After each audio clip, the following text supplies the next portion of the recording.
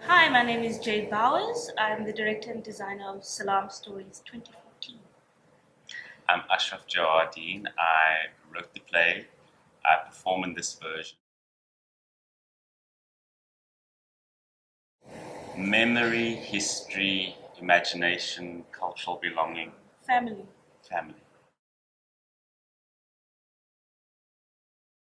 I was raised Muslim, and I come from a Muslim family. Jade. Is agnostic, um, but born and bred from Cape Town. But being part of a coloured Cape Malay community, it feels like home. Jade and I have trod similar paths. She graduated from UCT. I graduated from UCT. We met up at Fitz. There's a bit of an age gap, about a decade or so between us, but she's like my sister. That's an interesting component of the show, is that it's very hard to distinguish. Even I was just chatting to Jade's husband earlier, was asking me about Uncle Zane, and I had to remind him Uncle Zane is not real. So there are, sometimes I forget that some of the characters are not real. I have my mother's kind of legacy, family history in the show. And I think whatever the story, we try to underpin it with quite a lot of truth so that it's recognizable. I don't think that any of it's fictional in that sense. We try and make it true.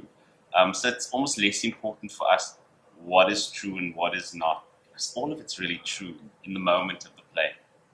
And everything is relatable because everybody knows that person. That, oh, that's kind of like my uncle.